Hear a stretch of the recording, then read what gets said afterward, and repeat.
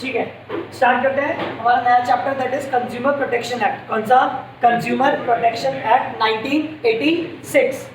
इसके अंदर अपन सबसे पहले पढ़ेंगे कि कंज्यूमर क्या होता है, ये एक्ट कब कब लगता है, क्या क्या इस एक्ट के अंदर अवेलेबल है और इस एक्ट का आना क्यों जरूरी था, ये सारी चीजें अपन इस चैप्टर में पढ़ेंगे।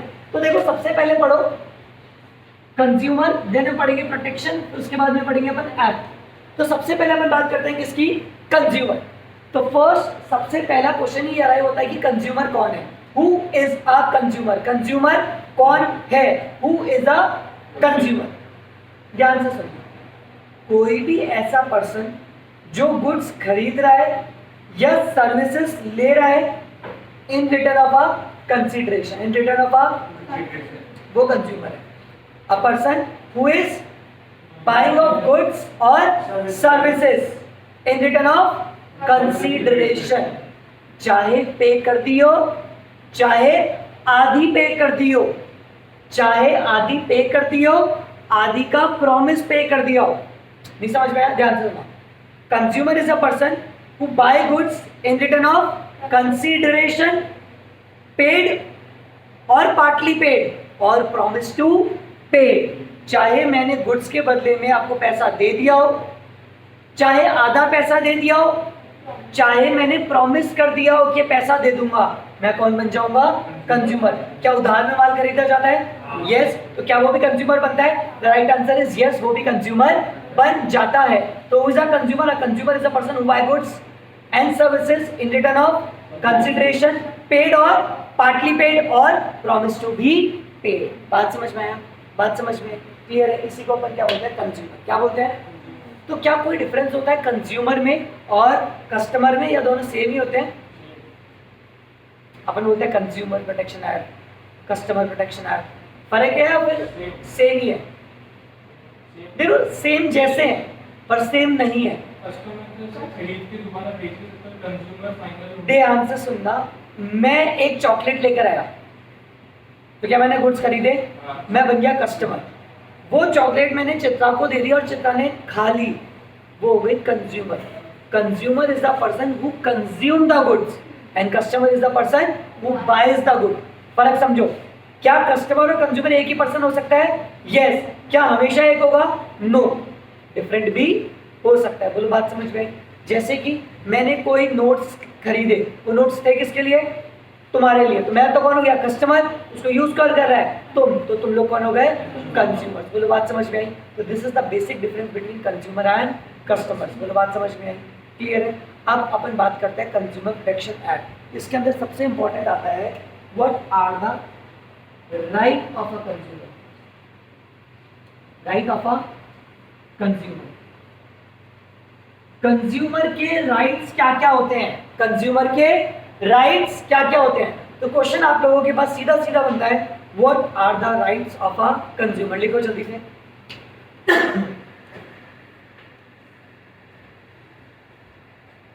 What are the rights of a consumer? What are the rights of a consumer? एक कंज्यूमर के क्या क्या राइट्स होते हैं? बोलो, बात समझ में आई?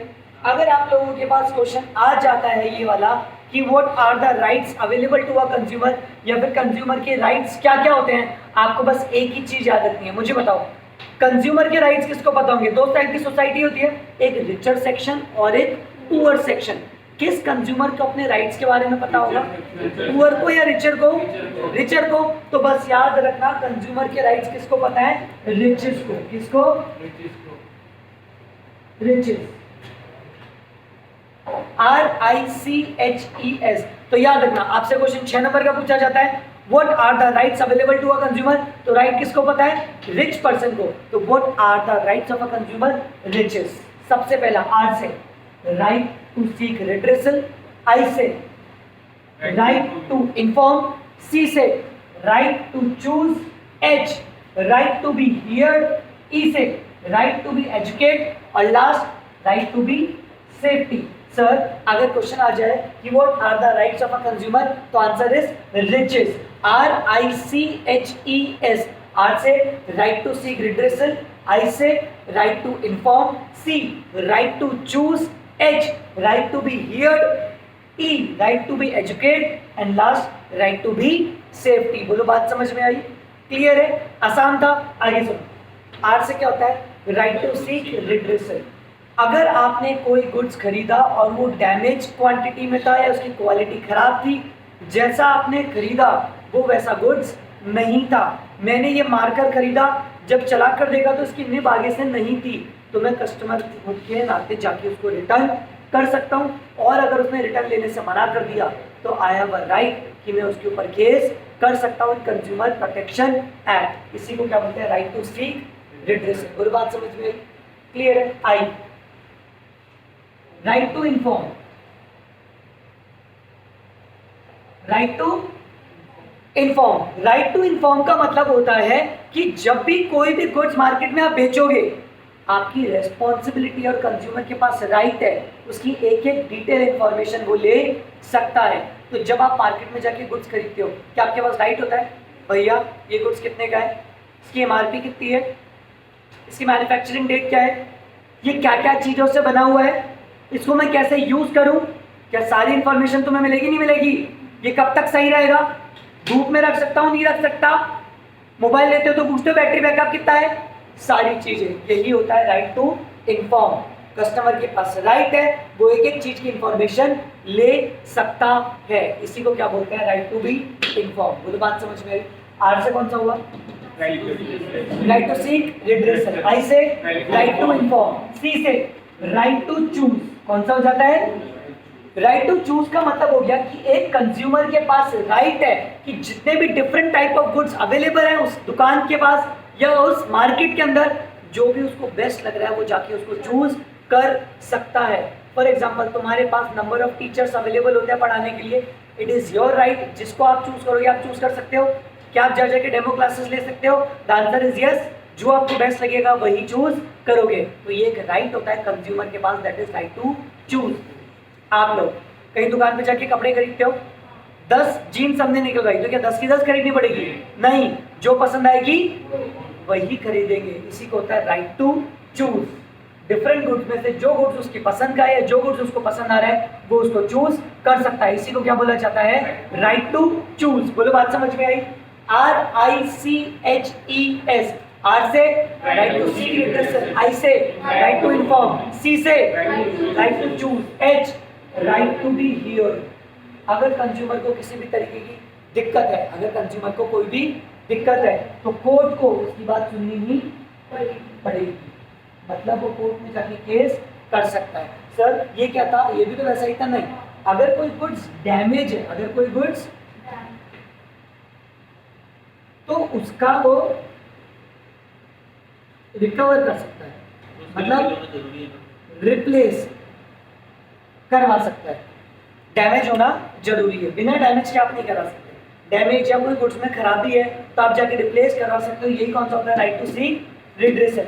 और नहीं मानता तो आपके पास एक राइट है, राइट टू बी हियर, जहाँ पे आप किसको बात बोल सकते हो? जाके कोर्ट को अपनी बातें बोल सकते हो। कोर्ट को आपकी बात सुननी ही पड़ेगी, चाहे केस 1 रुपए का हो चाहे 10 करोड़ का, कोर्ट को बात सुननी ही पड़ेगी। बात समझ में? गलती चाहे नॉर्मल इंसान करे चाहे सलमान खान करे, कोर्ट में तो जाना ही पड़ेगा। That is right to be hear. बोलो बात समझ में आई? RICHES। आर से आई से सी एच ई से राइट टू बी एजुकेट। क्या मतलब होता है? अगर कोई भी प्रोडक्ट नया है या कोई भी ऐसी प्रोडक्ट की जानकारी जो कस्टमर को होनी चाहिए थी, तो कस्टमर के पास राइट है, वो उस प्रोडक्ट की फुल इंफॉर्मेशन ले सकता है। जैसे मैं मोबाइल खरीदने गया, मुझे नहीं पता था आईफोन कैसे चलाते हैं, कैसे चार्ज करते हैं, इसमें बैटरी कहाँ लगती है, सिम कहाँ लगती है, तो क्या वो सिखाएगा मुझे? यस, वो सिखाएगा।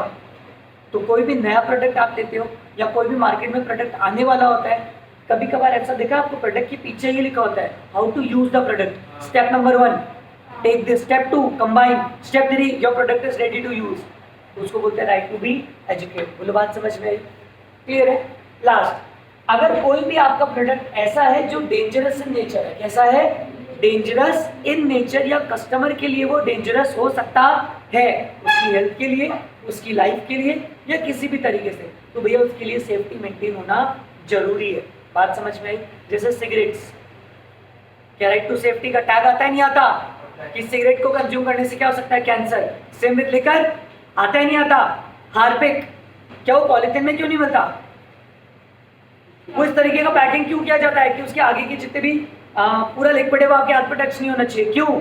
Because it is dangerous in nature. Same with all out आता है आपका, उसके ऊपर एक ब्लैक कलर की पिन होती है जो एग्जैक्टली डलती है उसके अंदर, क्या उसको टच करा जाता है? अपन बोलते हैं उसमें जहर होता है, वो बनी हुई भी इस तरीके से होती है कि आपका डायरेक्ट उस पर हाथ नहीं लगना चाहिए। दैट इज क्या बोला जाता है, राइट टू बी सेफ्टी। बोलो बात समझ में आया? कितने राइट हुए कंज्यूमर के? 6। तो आपके पास क्वेश्चन बनता है what are the rights available to a consumer? तो क्या बोलोगे? The right of a consumer are riches, RICHES। R से right to redressal, I से right to inform, C से right to choose, H right to be heard, E से right to educate और S right to be safety। बोलो बात समझ में आई? क्लियर है? लिख लिया आप लोगों ने?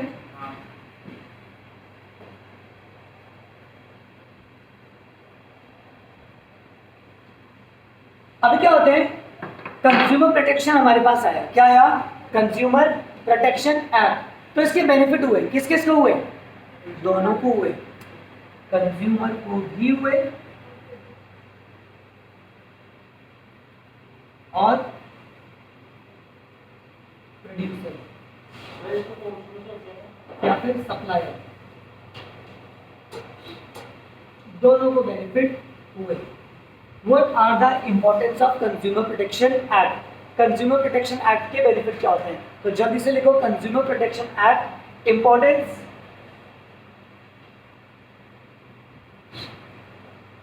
किस किस को? टूवर्ड्स द कंज्यूमर और टूवर्ड्स द प्रोड्यूसर। कंज्यूमर को भी बेनिफिट होता है और प्रोड्यूसर को भी बेनिफिट होता है। जल्दी से लिखा। अब देखो, सबसे अपन पहले पढ़ेंगे कि कंज्यूमर को क्या क्या बेनिफिट होता है सीपीए का। किसके बेनिफिट पढ़ेंगे अपन? कंज्यूमर प्रोटेक्शन एक्ट सीपीए में कंज्यूमर को क्या क्या बेनिफिट होते हैं। What are the importance of CPA towards the consumer? सबसे पहला,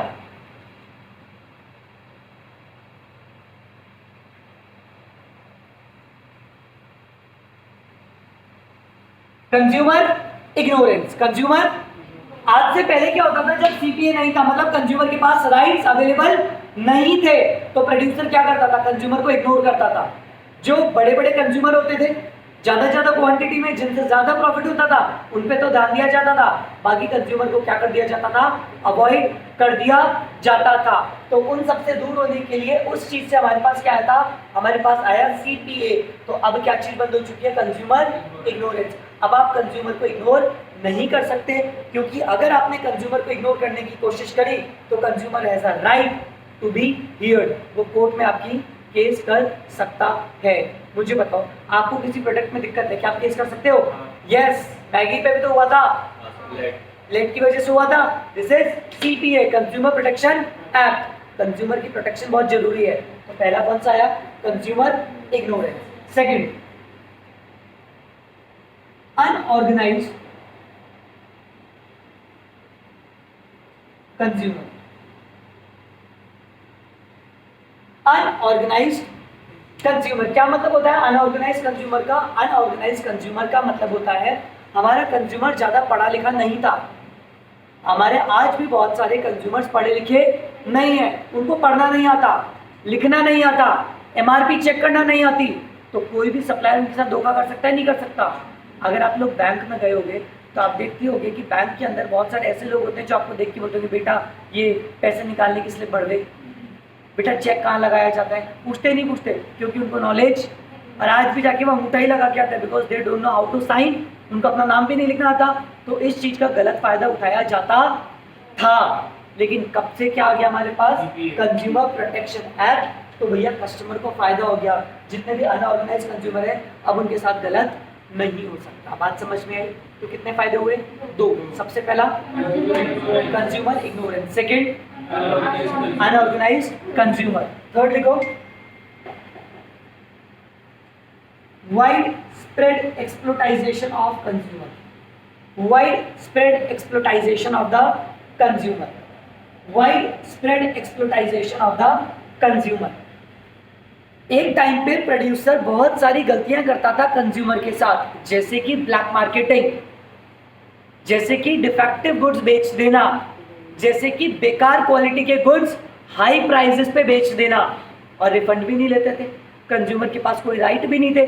कंज्यूमर बेचारा क्या करे, बेच दिया कुछ भी, कंज्यूमर वापस कराने आता, बोलते जा, वापस भी नहीं कर रहे।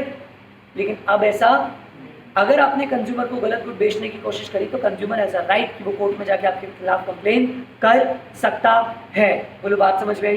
तो ये चीज अवॉइड करने के लिए wide spread exploitation of consumer, जो कंज्यूमर के साथ गलत हो रहा था, दैट इज ब्लैक मार्केटिंग। क्या गलत हो रहा था? ब्लैक मार्केटिंग, वो अवॉइड हुई। मुझे बताओ कंज्यूमर को कितने बेनिफिट हुए? 3। कितने? 3। सबसे पहला consumer ignorance, second unorganized consumer, third wide spread exploitation of consumer. बोलो बात समझ में आई? अब very important, what are the importance of consumer protection act towards the producer, towards the supplier? Supplier को क्या फायदे हैं कंज्यूमर प्रोटेक्शन एक्ट के? सप्लायर को क्या क्या फायदे हैं, किस चीज के? Consumer protection act. ये कंज्यूमर प्रोटेक्शन एक्ट आया किसके लिए? कंज्यूमर के लिए। तो क्या सप्लायर को भी इसका फायदा होगा? जी हाँ, सप्लायर को भी इसका फायदा होगा। सर प्लीज याद करवा दो, एक स्टोरी बताऊंगा, आप लोगों को याद हो जाएगा, ध्यान रखना। हुआ क्या, ये हमारा चैतन्य, इसने 12th पास कर ली बढ़िया सी, और इसकी दोस्त थी कौन? विशाखा। अभी तक तो दोस्त है, लेकिन कब लड़ाई दुश्मनी में बदल जाए पता होता है क्या? आज दोस्त, कल लड़ाई हो जाए, विशाखा पब्लिकली उसको चाटा मार दे, उसको बर्दाश्त होगा क्या? नहीं होगा। तो हुआ क्या, ऐसा ही हुआ। भरी क्लास में 100 बच्चों की क्लास में विशाखा ने चैतन्य को चाटा मार दिया। अब इसके सपोर्ट में भी जने ज़्यादा थे, तो ये उस टाइम को बदला ले नहीं पाया, और ऐसे बीतते बीतते 12th खत्म हो गई। फिर उम्र इतनी बड़ी हो गई कि मारा मारी जैसी बात हुई नहीं, लेकिन दिल में एक हो जाता है गुस्सा, वो भरा हुआ है। फिर 8-10 साल बाद के बाद चैतन्य ने तो क्या किया, अपनी एक LG का शोरूम खोल दिया। क्या खोल दिया? LG का शोरूम। इसने बढ़िया पढ़ाई करी, LG का शोरूम कर लिया। विशाखा को कितना ही समझाते थे हम, बेटा पढ़ ले, बेटा पढ़ ले, ये पढ़ाई तो करती नहीं थी। आज बंक, कल बंक, 3 दिन से बंक मारे जा रही है। हो गई इसकी शादी, घर वालों ने क्या करवा दी, इसकी शादी करवा दी। शादी करवा दी, गृहस्थी में बस गई। तो अब इसको 2 बच्चे हुए छोटे छोटे। कौन कौन? एक का नाम रखा इनने चुन्नू, और दूसरे का क्या रखा? मुन्नू, और एक इनकी बच्ची हुई गुड़िया। बेचारी पूरे दिन काम करती रहती, अब गर्मी भी आ रही है। फिर मैंने अपने पति को बोला, आत्माराम को, सुनो ना, अब तो AC ले दो, कब तक मैं ऐसे धूप में काम करती रहूँगी? तो इन्होंने डिसाइड किया कि अब हम क्या करते हैं, AC लेने चलते हैं। तो इन्होंने अपनी स्प्लेंडर उठाई, पीछे विशाखा, आगे आत्माराम, बबलू आगे, मुन्नू आगे, चुन्नू गोदी में, और गुड़िया को पीछे बांध दिया। बदमाश थे तो उसको पीछे बांध दिया। अब ये लोग कहाँ चले गए? LG के शोरूम में। क्या लेने? AC लेने गए ना। फिर उस बेटे को याद आ गया, ये तो वही है, ये तो 15 साल पुरानी दुश्मनी, 8 साल पुरानी दुश्मनी। इन्होंने क्या किया, ये तो ओनर थे, सारे के सारे काय में देख रहे थे, कैमरास में देख रहे थे। अपने वेटर को बुलाया, बोले ये जो गेस्ट आ रहे हैं इनका अच्छे से स्वागत करना, और क्या करना है, जो इनके बच्चे आ रहे हैं ना छोटे छोटे तीनों, एक काम करना है, इनको कोल्ड ड्रिंक के बहाने रम पिला देना, दारू मिला देना उसमें। तो ऐसा ही हुआ। ये आए तो इसी वजह से दिखा गुल्लू मुल्लू बच्चे ऐसे आ रहे थे, उनकी कोल्ड ड्रिंक में क्या मिला दी? बावड़े हो गए बच्चे। बोलते माँ इधर आ, तो बाप ये वाली ऐसे लेंगे अपन। बात सुन रही, बेचारे पहचानने से मना करती, बोले ये माँ नहीं हमारी, ऐसे बावड़े हो गए। तो क्या विशाखा को गुस्सा आएगा? नहीं आएगा। विशाखा ने सीधा सीधा बोला, देख एक चाटे का बदला ऐसे नहीं लिया जाता। विशाखा ने इस पर सीधा सीधा क्या कर दिया, जाके केस कर दिया। क्या कर दिया? केस कर दिया। अब बेचारे की दुकान बंद होने वाली, तो उसने आवाज जोड़ के बोला कि देख यार गलती हो गई, अब से मैं सारे कस्टमर्स का ध्यान रखूंगा, इवन जो भी कंज्यूमर प्रोटेक्शन एक्ट है ना उसको भी फॉलो करूंगा। मुझे बताओ चैतन्य ने कंज्यूमर प्रोटेक्शन एक्ट कब से फॉलो करना स्टार्ट किया था? उसने एक पहले नहीं करता था, लेकिन कब से स्टार्ट किया था? जब उसने एक गलती कर दी थी LG के शोरूम में, उसने बच्चों को क्या पिला दी थी? रम। उसके बाद से वो क्या फॉलो करने लग गया था? Consumer protection act. तो what are the importance of consumer protection at towards the producer? एक ही बात याद रखना, LG rum, LG rum, LG के शोरूम वालों ने क्या किया? तो बच्चों को क्या पिलाती थी? रम। गलती हो गई थी, अब उसको रेक्टिफाई करने के लिए वो क्या फॉलो करने लगे थे? कंज्यूमर प्रोटेक्शन एक्ट, एलजी रम। क्या याद रहेगा? याद रहेगा, बस इससे याद रखना, सारे पॉइंट समझाता हूँ। एलजी रम, सबसे पहला L, long term interest of the organization. कौन सा हो जाएगा? Long term interest of the organization. अगर एक ऑर्गेनाइजेशन को लॉन्ग टर्म पर्पस के लिए सरवाइव करना है in the society, in the market, तो उसको कंज्यूमर प्रोटेक्शन एक्ट फॉलो करना ही पड़ेगा। मतलब गुड्स प्रोवाइड करने पड़ेंगे बेटर क्वालिटी के, रीजनेबल प्राइस पे गुड्स बेचना पड़ेगा, प्लस सोशल रिस्पॉन्सिबिलिटी भी अप्लाई करनी ही पड़ेगी। कोई भी बिजनेस नया नया मार्केट में आया, हाई प्राइस ले रहा है, जब तक नया ना तब तक तो चल जाएगा, फिर दुनिया इस पर ध्यान। तो अगर आपको अगर मार्केट में सर्वाइव करना है ना लॉन्ग टर्म के लिए, तो कंज्यूमर का ध्यान तो देना ही पड़ेगा। तो पहला बेनिफिट क्या होता है? Long term interest. क्या आज भी अमेजॉन कस्टमर का ध्यान देता है? एक कॉल पे भैया आपका प्रोडक्ट रिफंड हो जाता है, एक कॉल पे पैसा सारा का सारा वापस होता ही नहीं होता। This is long term interest of the organization. Second, क्या सीपीए एक्ट फॉलो करना जरूरी है? The answer is yes. अगर आप नहीं चाहते कि गवर्नमेंट इन्वॉल्वमेंट हो आपके बिजनेस में, तो आपको सीपीए फॉलो करना ही पड़ेगा, क्योंकि अगर आपने सीपीए फॉलो नहीं किया तो गवर्नमेंट इंटरवेंशन आना स्टार्ट हो जाएगा आपके बिजनेस के अंदर। बोलो बात समझ में आई? तो एल जी, एल से long term interest of the organisation, G से गवर्नमेंट इन्वॉल्वमेंट, आर से सोशल रिस्पॉन्सिबिलिटी। भैया ये हर बिजनेस की सोशल रिस्पॉन्सिबिलिटी होती है कि उसको कंज्यूमर प्रोटेक्शन एक्ट फॉलो करना ही पड़ेगा। मतलब providing goods of better quality eight reasonable price, plus अपने एम्प्लॉयज को बेटर इन्वायरमेंट देना। बात समझ रहे हो? इन्वायरमेंट क्लीन रखना, ये सारी चीजें क्या होती है बिजनेस की सोशल रिस्पॉन्सिबिलिटी। क्लास 11 चैप्टर 6 आप लोगों ने पढ़ा था सोशल रिस्पॉन्सिबिलिटी, ये वही वाली चीज हो जाएगी।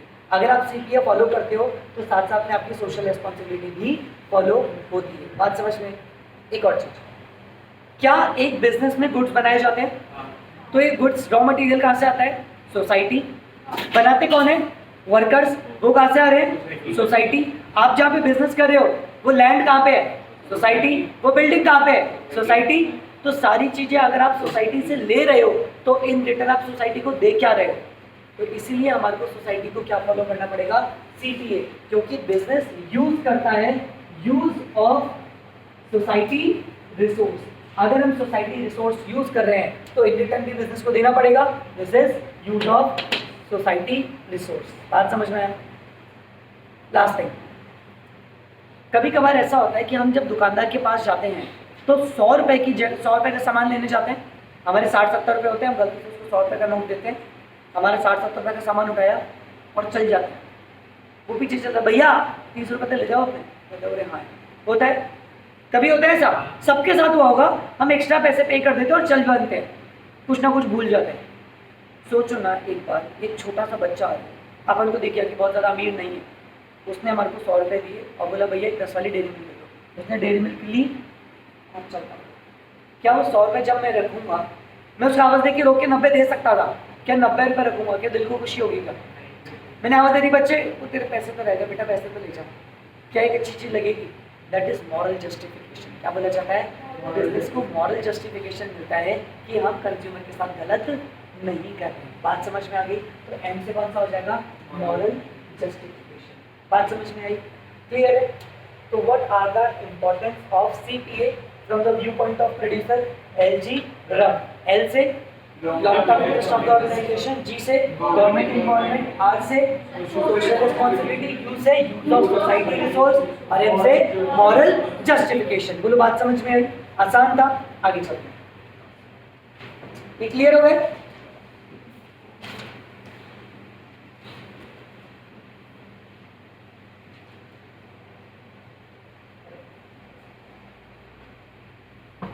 किसी को फर्स्ट पार्ट की बुक पढ़ी है? फर्स्ट पार्ट नहीं, जो मैंने मेरी पढ़ी।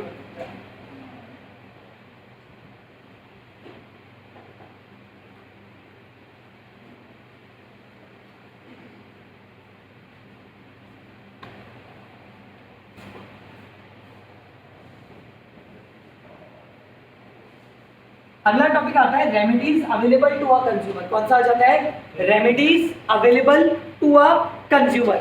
What are the remedies available to a consumer? एक कंज्यूमर के पास क्या क्या रेमेडीज अवेलेबल हैं? तो प्लीज जल्दी से लिखो, remedies available to a consumer. एक कंज्यूमर के पास क्या क्या रेमेडीज अवेलेबल हैं?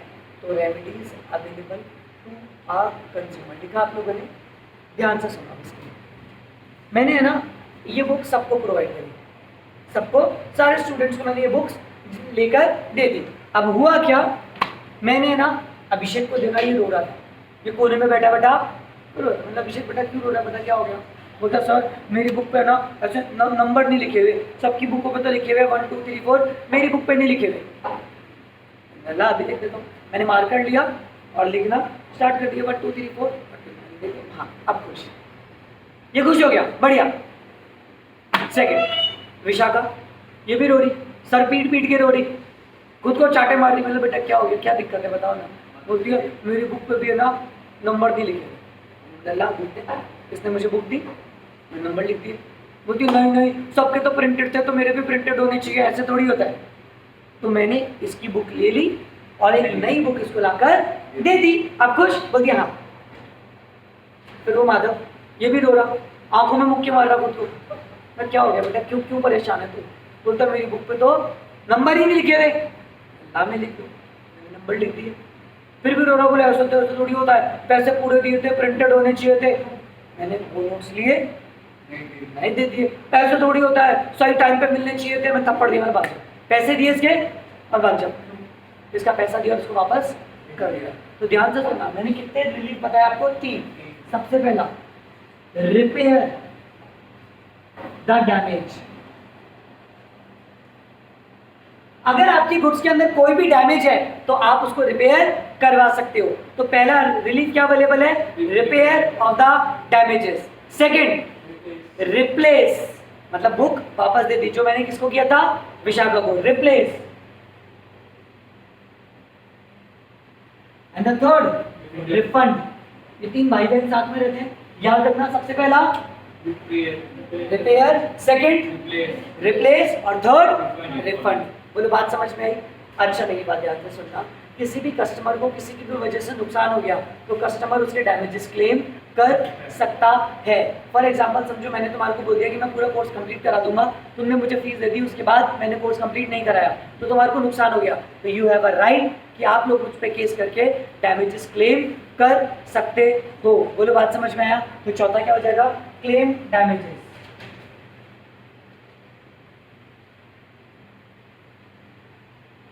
बोलो बात समझ में आया? अरे बोलो आ गया? कोई ऐसा बिजनेस हो रहा है जो गलत बिजनेस हो रहा है, इलीगल बिजनेस हो रहा है, तो क्या उसको रुकवा सकते हैं हम? यस। जिससे सोसाइटी पे नेगेटिव इम्पैक्ट चल रहा है, जैसे ताजमहल के पीछे फैक्ट्री चल रही थी, हमने गवर्नमेंट को कंप्लेन करी कि ये फैक्ट्री अगर इसी तरीके से चलती रहेगी तो हमारा व्हाइट व्हाइट ताजमहल एक दिन पीला पीला हो जाएगा, तो हमारे यहाँ पे फॉरेनर नहीं आएंगे, फॉरेनर नहीं आएंगे तो हमारे पास फॉरेन इनकम नहीं आएगी, हमारे रुपये नीचे गिर जाएगा, प्लीज़ इनको बंद करवा दो। करवा सकते हैं। बात समझ में आ गई?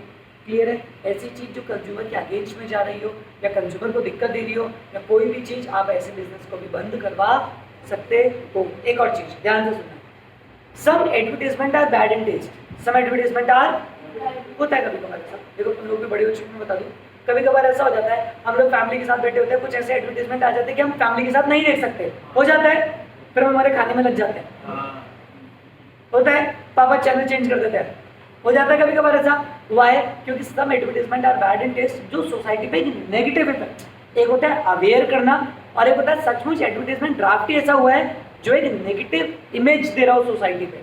फॉर एग्जाम्पल एक ऐसे एडवर्टीजमेंट आया जो कास्ट को लेके गलत दिखा रहा है, क्या वो सही है? गलत है। बात समझ में आ गया? तो ऐसे एडवर्टीजमेंट को भी आप क्या करा सकते हो? बैन करवा सकते हो। बात समझ में आ गया? तो जल्दी से लिखो, ban the advertisement which are bad in taste. Banning the advertisement which are bad in taste. अगला, discontinuation of illegal business. Discontinuation of illegal business. कोई भी ऐसे illegal business जो कंज्यूमर के लिए गलत हो उनको आप क्या करवा सकते हो, बैन करवा सकते हो। तो बात समझ में आई।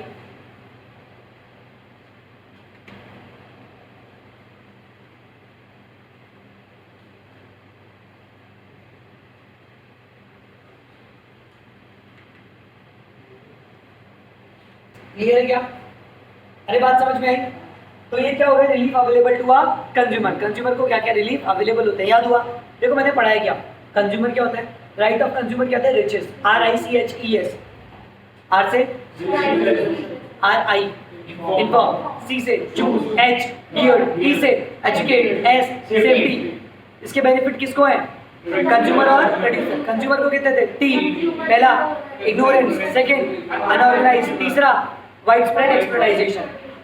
प्रोड्यूसर को कितने थे, LG रम, L से लॉन्ग टर्म इंटरेस्ट, G से R से Q से यूज ऑफ सोसाइटी रिसोर्स और M मॉरल जस्टिफिकेशन। उसके बाद हमने पढ़े रिलीफ क्या अवेलेबल है, वो 3 भाई बहन साथ में, रिपेयर, रिप्लेस, रिफंड। जो बेकार एडवर्टाइजमेंट है बैन करा दूंगा, डैमेजेस क्लेम कर लूंगा, कोई बिजनेस गलत तरीके से हो रहा है तो बैन करवा दूंगा। बात समझ में आई? ये क्या क्या हमारे पास relief available to a consumer.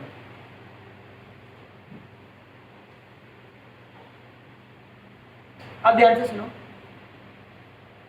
एक क्वेश्चन आया था, जब भी कंज्यूमर कोई भी चीज परचेज करेगा तो कंज्यूमर की ड्यूटीज क्या होती है। तो एक एग्जाम में क्वेश्चन आया था, what factor to be considered while purchasing gold. अगर आप गोल्ड परचेज कर रहे हो तो कौन कौन से फैक्टर्स का ध्यान देना है, what are the factor as a consumer, आपको कौन कौन से फैक्टर पे ध्यान देना है while purchasing the gold. Gold खरीदते टाइम आप कौन कौन से फैक्टर्स को ध्यान देते हुए चलोगे, मुझे बताओगे कौन कौन से? सबसे पहला हॉलमार्क। हम क्या चेक करेंगे, लिखते जाओ। फर्स्ट हम क्या चेक करेंगे कि जो भी हम गोल्ड परचेज कर रहे हैं वो कैसा होना चाहिए, हॉलमार्क उस पर लगा हुआ होना चाहिए। और क्या चेक करोगे, क्वालिटी। क्वालिटी तो हॉलमार्क से चेक होगी। और भैया गोल्ड की रेट क्या चल रही है, सोने का भाव चलता है तो खरीदने से पहले ये तो देखोगे एक्चुअल में गोल्ड की रेट क्या चल रही है, तो सेकंड लिखो गोल्ड रेट। और क्या चेक करोगे, जब भी आप गोल्ड परचेज करोगे ये आपकी ड्यूटी है कि आप ये चेक कर रहे हो जिससे भी आप गोल्ड खरीद रहे हो क्या वो एक रजिस्टर्ड सेलर है या रजिस्टर्ड सेलर नहीं है। तो तीसरी बात हमें क्या चेक करनी है, रजिस्टर्ड सेलर और नॉट, क्योंकि हर किसी से तो नहीं खरीद सकते ना आप। और क्या चेक करोगे, और क्या क्या चाहिए आपको, बिल। बिल को क्या बोलते हैं, कैश मेमो। क्या बोला जाता है, कैश मेमो। तो लिख लो कैश मेमो आप लेके चलोगे उससे। और क्या चेक करोगे, भैया जो बिल उसने आपको दिया है या कैश मेमो दिया है ये प्रॉपर्ली डेटेड, प्रॉपर्ली साइन तो है ना। ऐसा थोड़ी बैक डेट का आपको दे दिया, गलत अमाउंट का दे दिया, बिना साइन करे दे दिया, नहीं। तो आप चेक करोगे कि cash memo should be properly dated and properly signed by the authority. बात समझ में आए तो जल्दी से लिख लो, बिल और cash memo should be signed by proper authority and properly dated.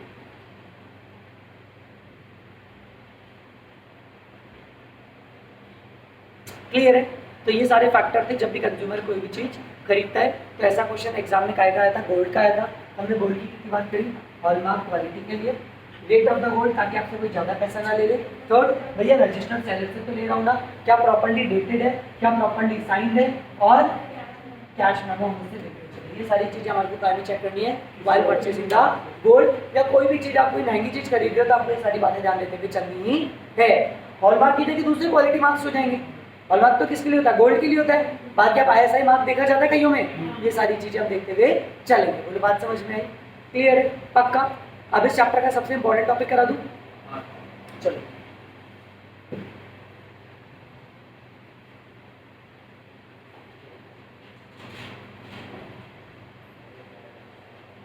अपनी कॉपी को ऐसे पेज है जैसे आपका, तो इसको ऐसे कर लो,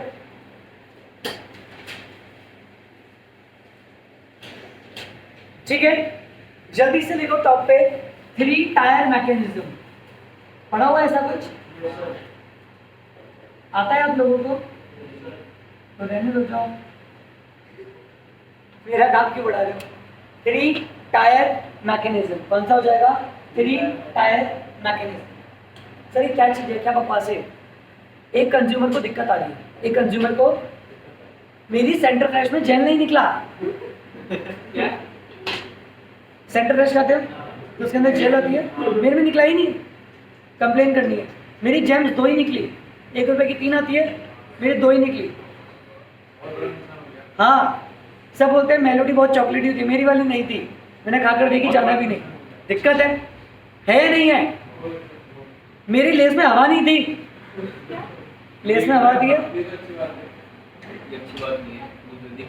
अरे पता नहीं क्या खराबी क्या थी, लेस में हवा नहीं हो, डर लगता है क्वालिटी का। बात समझ में आया? तो ऐसी कोई भी दिक्कत नहीं, तो कहाँ जाए? कंज्यूमर कोर्ट बोलते हैं, सुप्रीम कोर्ट पर चलता है, ऐसे थोड़ी चल जाएगी। देखो पूछना पड़ता है, टोटल हमारे 3 टायर मैकेनिज्म में कितने कोर्ट होते हैं? टोटल 3। कितने कोर्ट होते हैं? 3। सर कौन कौन से? डिस्ट्रिक्ट कोर्ट, स्टेट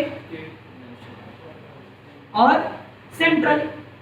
बहुत इंपॉर्टेंट है, ध्यान से सुनना, अभी की अभी याद करवा दूंगा आप लोगों को, कोई दिक्कत भी नहीं आएगी, बस कॉपी करते जाओ। District, state, central, district, state और सेंट्रल। सर इसको बनाता कौन है? इसको बनाता है स्टेट गवर्नमेंट। कौन बनाता है? State government. As it is copy करते जाओ बस आप। इसको कौन बनाता है? State government. सर स्टेट वाले को कौन बनाता है? इसको भी बनाता है स्टेट गवर्नमेंट। और सेंट्रल वाले को कौन बनाता है? Central government.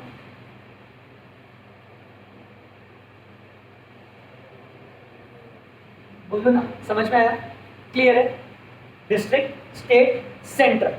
डिस्ट्रिक्ट कोड कौन बनाता है? स्टेट। स्टेट कौन बनाता है? स्टेट। और सेंट्रल कौन बनाता है? सेंट्रल। बोलो बात समझ में आई? अब ये कॉन्स्टिट्यूट कैसे होता है? इसके अंदर होना चाहिए एक प्रेसिडेंट प्लस 2 मेंबर।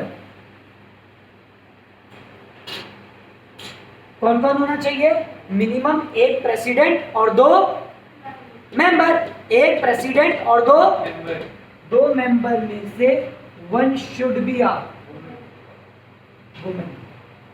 कंपलसरी है भैया। अच्छा, मैंने एक डिस्ट्रिक्ट कोर्ट बनाया जहां पे जो प्रेसिडेंट है वो वुमेन है और 2 मेंबर है। क्या ये कॉन्स्टिट्यूशन सही है गलत है? अरे बोलो, प्रेसिडेंट जो है वो वुमेन है और 2 मेंबर मेल है, क्या चल जाएगा काम? नहीं चलेगा। मेंबर में वुमन होना जरूरी है। अच्छा सुना, प्रेसिडेंट भी वुमन, 2 मेंबर भी वुमन, चल जाएगा? चल जाएगा, कोई दिक्कत की बात नहीं है। अरे एक वुमन होनी जरूरी है बस। कहाँ लिखा है 1 मैन? भाई should voice of all the fun. बात समझ में आया? 1 शुड बी अ वुमन। सारी की सारी वुमन, चल जाएगा। प्रेसिडेंट 5 है, 5 के 5 मेल, चल जाएगा। मेंबर 50 है, 49 मेल, तो भी चल जाएगा। एक फीमेल होना जरूरी है मेंबर के अंदर। बात समझ में आई? डिस्ट्रिक्ट बनाता कौन है? स्टेट। एक president, 2 member, 1 should be a woman. बात समझ में क्लियर है? अब amount should not exceed 20 lakh. अच्छा, अगर 20 लाख तक का केस है तो ही आप कहां जा सकते हो? डिस्ट्रिक्ट कोर्ट के अंदर। अगर 20 लाख से ज्यादा का केस हुआ तो आप डिस्ट्रिक्ट कोर्ट के अंदर नहीं जा सकते। बोलो बात समझ में आया? कब तक जा सकते हो? अमाउंट कितना होना चाहिए? 20 लाख तक। भैया 20 भी काम करेगा? अरे हाँ, 20 भी काम और 50 पैसे ऐड करेगा। कुछ अमाउंट होना चाहिए। अप टू 20 लाख आप कहाँ जाओगे? डिस्ट्रिक्ट कोर्ट के अंदर जाओगे। बोलो बात समझ में आई? तो मतलब बनाता कौन है? एक प्रेसिडेंट, 2 1 शुड बी अ। कितना अमाउंट होना चाहिए? 20 लाख से ज्यादा नहीं होगा। उसके बाद आपको क्या करनी पड़ेगी? यहाँ पे फाइलिंग। क्या होगी आपकी? फाइलिंग। आपने जो भी दिक्कत है आपने वहां क्या करोगे? फाइलिंग। फाइलिंग के बाद वो होती है प्रोसीडिंग। क्या होती है? प्रोसीडिंग का हिंदी में मतलब बोला जाए तो कार्रवाई। सुना है आपने? कार्रवाई शुरू करी जाए, फिर एक जज बोलेगा, फिर सॉरी एक वकील बोलेगा, दूसरा बोलता है दिस इज द कार्रवाई मतलब प्रोसीडिंग। उसके बाद क्या चलती है? प्रोसीडिंग। अब प्रोसीडिंग चल गई, अब इसके दो रिजल्ट आएंगे, या तो कंज्यूमर के फेवर में या फिर कंज्यूमर के, अगर कंज्यूमर के फेवर में है तो बहुत बढ़िया बात है, पार्टी दो, बढ़िया बात है, जीत गए कोई कोर्ट में, कोई दिक्कत क्या नहीं। अगर नहीं जीते मतलब या तो आपके फेवर में या फिर आपके, और अगर अगेंस्ट में आता है, अगर अगेंस्ट में आप सेटिस्फाइड नहीं हो with the decision of district court, आप जा सकते हो स्टेट गवर्नमेंट के पास, मतलब स्टेट कोर्ट के पास, लेकिन application should be made with in 30 days. कितने दिन में एप्लीकेशन लग जानी चाहिए?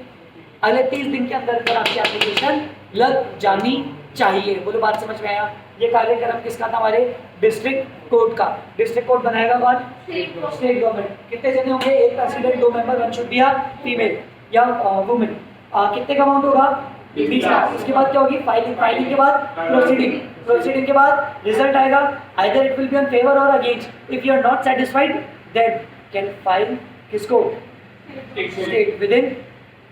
बात समझ में आया? बात करते हैं स्टेट गवर्नमेंट। कौन बनाएगा? स्टेट गवर्नमेंट ही बनाएगी। सर इसमें कितने जने होंगे? सेम, एक president, 2 member, 1 should be a women, why should boys and girls? 1 president, 2 member, 1 should be a women. बात समझ में आया? अब इसके अंदर क्या होगा? Amount exceeding 20 lakh but up to 1 crore, मतलब 20 लाख से तो ज्यादा और 1 करोड़ से कम। हाँ 1 करोड़ भी चलेगा, अप टू 1 करोड़, 1 करोड़ से कम नहीं, अप टू 1 करोड़, मतलब 1 करोड़ का भी अमाउंट है तो आप कहाँ पे जाओगे? स्टेट के पास। बोलो बात समझ में आया? 20 लाख से ज्यादा और अप टू 1 करोड़। बात समझ में आया? ध्यान से सुनो। उसके बाद क्या होगी? फाइलिंग। फाइलिंग के बाद कार्रवाई मतलब प्रोसीडिंग। फिर क्या आएगा? रिजल्ट। रिजल्ट अगर फेवर में आया तो वाह वाह बहुत बढ़िया, और नहीं आया तो इफ नॉट सेटिस्फाइड हम लोग जाएंगे कहाँ पे? सेंट्रल के पास, लेकिन विद इन 30 एप्लीकेशन लग जानी चाहिए, विद इन 30 डेज। बोलो बात समझ में आई? अरे बोलो ना। आगे चलता है सेंट्रल के पास। सेंट्रल को कौन बनाएगा? सेंट्रल को सेंट्रल ही बनाएगा। इसमें भी एक प्रेसिडेंट और 4 मेंबर। अब की बार यहाँ पे मिनिमम कितने जने जरूरी है? 4 member and 1 should be a woman. सबसे बड़ा फर्क आ गया यहाँ पे। यहाँ पे कितने होते हैं? एक प्रेसिडेंट और 4 मेंबर। Amount exceeding 1 crore. उसके बाद प्रोसीडिंग, फाइलिंग, प्रोसीडिंग, सेटिस्फाइड तो ओके, और इफ नॉट सेटिस्फाइड तो आप जा सकते हो किसके पास? सुप्रीम कोर्ट के पास। किसके पास जा सकते हो? सुप्रीम कोर्ट के पास। आप लोग जा सकते हो SC, that is supreme court के पास। बोलो बात समझ में आई? ये तो मजाक चल रहा था, अब बातें काम की बात है, जहां से आपका क्वेश्चन बनेगा। मैं 2 से 3 क्वेश्चन पूछूंगा। हाँ चित्रा, 20 लाख का अमाउंट है, कहाँ जाऊँ? District court. 20 लाख में भी 20 लाख में भी आ जाएंगे। इससे सेटिस्फाइड नहीं हूँ, कहाँ जाऊँ? कितने दिन में? इससे भी सेटिस्फाइड नहीं हूँ, इससे भी सेटिस्फाइड नहीं हूँ ना, सुप्रीम कोर्ट नहीं जा सकते। सुप्रीम कोर्ट मतलब इसका जो अमाउंट का था ना, सुप्रीम कोर्ट का decision will be the, sorry central court का decision will be the final decision. Sir please और समझाओ ना। ठीक है विशाखा, 50 लाख का अमाउंट था, कहाँ जाऊँ बेटा? स्टेट। स्टेट से सेटिस्फाइड नहीं हूँ तो अब कहाँ जाऊँ? सेंट्रल के पास। कितने दिन में? 3। मैं सेंट्रल से भी सेटिस्फाइड नहीं हूँ, घर बैठ जा। सेंट्रल से सेटिस्फाइड नहीं है तो घर बैठ जा, सुप्रीम कोर्ट के पास नहीं जाने देंगे। अब ध्यान से सुनना। चैतन्य, चैतन्य मुझे बताना मेरा अमाउंट है 2.5 करोड़, कहाँ जाऊँ? सेंट्रल के पास। सेटिस्फाइड हूँ तो ओके, और सेटिस्फाइड नहीं हूँ तो सुप्रीम कोर्ट के पास अब जा सकता हूँ। मतलब सुप्रीम कोर्ट के पास वही लोग जा सकते हैं जिनका अमाउंट 1 करोड़ से ऊपर था, या फिर वो लोग जो डायरेक्ट सेंट्रल के पास आए हो वही लोग सुप्रीम के पास जा सकते हैं। ये टुच्चे डिस्ट्रिक्ट और स्टेट वाले, इनके लिए तो सेंट्रल ही काफी है। सेंट्रल ने जो बोल दिया वही फाइनल होगा, इसके ऊपर उनका डिसीजन आगे नहीं जा सकता। आपसे क्वेश्चन पूछा जाता है कि भैया 55 लाख रुपए का अमाउंट था, सेंट्रल गवर्नमेंट के पास, सेटिस्फाइड नहीं था और वो सुप्रीम कोर्ट के पास जाना चाहता था विद इन 30 डेज, बताओ जा सकता है क्या? आधे बच्चे भावुक हो जाते हैं, 30 दिन की बात है, सेटिस्फाइड, ये भेज दो। नहीं, यहाँ वाले लोग तुम्हारे लिए तो माई बापू यही है, इसके आगे तुम नहीं जा सकते। यहाँ वाले लोग सुप्रीम कोर्ट के पास जा सकते हैं। बात समझ में आई? क्लियर है? क्लियर है? हाँ विशाल, क्वेश्चन पूछो आपसे।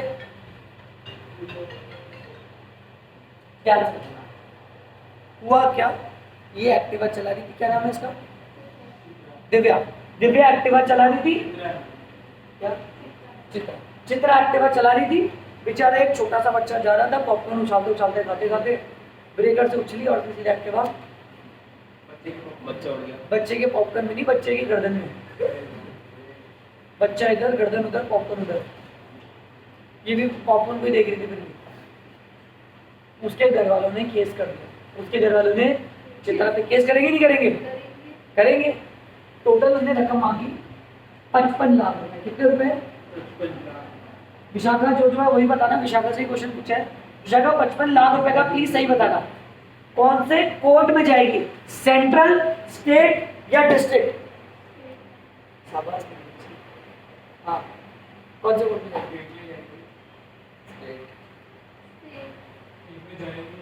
पागल आदमी हो। कौन कंज्यूमर, कहाँ से कंज्यूमर प्रोटेक्शन एक्ट? दिमाग तो लगा लो।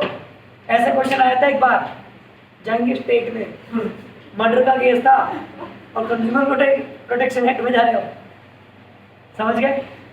ये बनी गई यार, जाएंगे क्यों यार?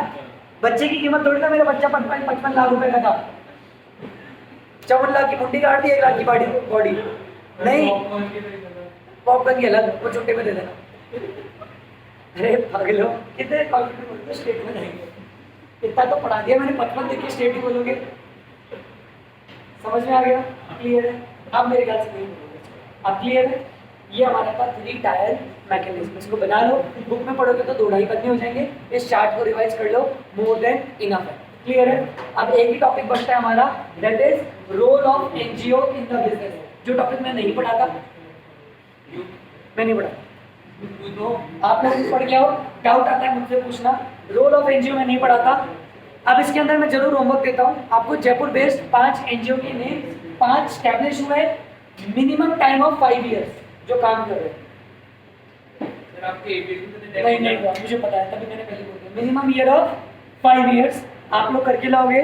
कौन कौन से जयपुर बेस्ड एनजीओ जो काम कर रहे हैं 5 साल से ज़्यादा है, कहाँ का स्टैब्लिश्ड है, पहली इंफॉर्मेशन आप लाओगे। सेकंड, उनके प्रेसिडेंट कौन है। थर्ड, एरिया ऑफ वर्किंग उनका कौन सा है। ये 3 आप मुझे लाओगे। क्लियर है? जब भी नेक्स्ट क्लास में होगा मैं आपका बस एक ही होमवर्क चेक करूँगा। हाँ, ये चैप्टर से रिलेटेड ही है, चैप्टर का ही है।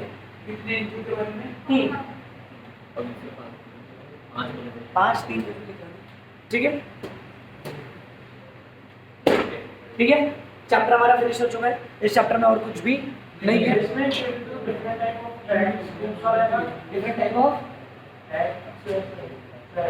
डिफरेंट टाइप ऑफ नहीं